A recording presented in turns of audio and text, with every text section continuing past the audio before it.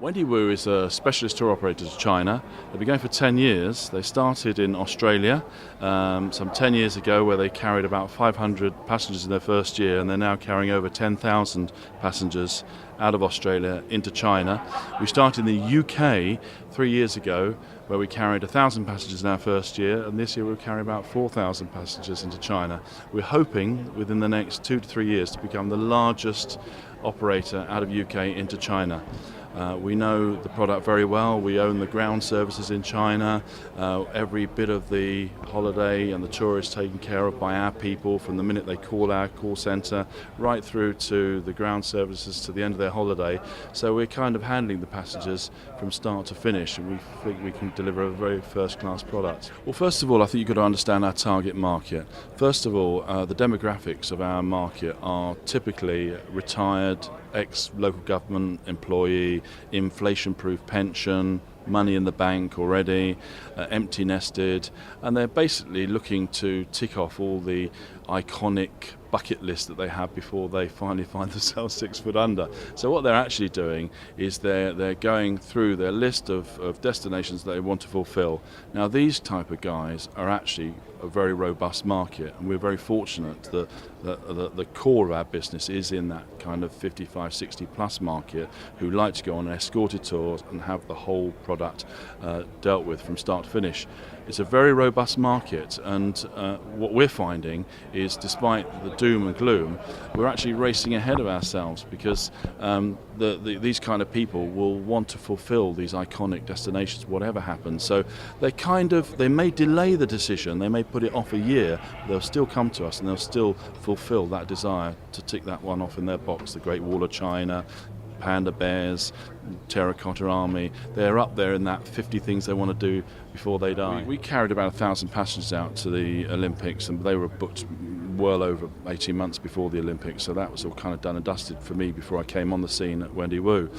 What I wanted to do is to use the Olympics as a springboard for our 2009 business. So for us, getting a free marketing service of the Beijing Olympics was fantastic. So all our marketing activity we did in August, we launched our 2009 brochure on the 8th, and we used the whole Olympic theme to kind of raise the awareness of our destination, because every day on our screens we were seeing these great iconic places in China being flashed before our eyes. Everybody was talking Olympics Beijing, Olympics Beijing. So we kind of milked that in a sense and utilised that to get as much forward business for 2009 as possible, and thank God we did, because if we'd have launched our brochure in September as we would normally do, I think, quite frankly, we'd have been really scuppered, because we'd have been launching our brochure in the middle of a financial crisis, and I think the decision making would have been delayed.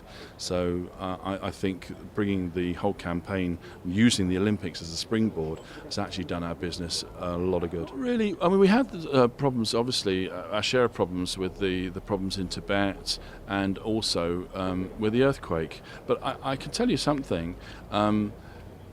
I couldn't wish to be in another country where a disaster like an earthquake happens, because the Chinese authority are very good at mobilising their armies and their people to deal with things very quickly. In fact, with the earthquake back in May of this year, within 2 to 3 weeks, our whole ground operation was up and running again without any difficulty at all. They'd already were rebuilding and retarmacking roads into the area, and so if it's going to go wrong anywhere in terms of a national disaster, and nobody wants these to happen, but if it does, the Chinese are very, very good at putting them right.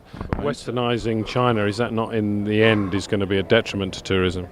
I don't think so, because you've got to bear in mind the size of China. It's an absolute enormous place, and for some of the kind of the outlying parts of China, they still hold a lot of their originality and charm. And of course, I mean, that happens in a lot of places. What happens is principally the cities become the real focus for change and development. And it takes a little bit of time before they actually go a long way to catching up. But then it takes a long time for that to filter out through the country into some of the beautiful countryside which China has to offer. And when you get off the beaten track, you realise you still see very much the real China.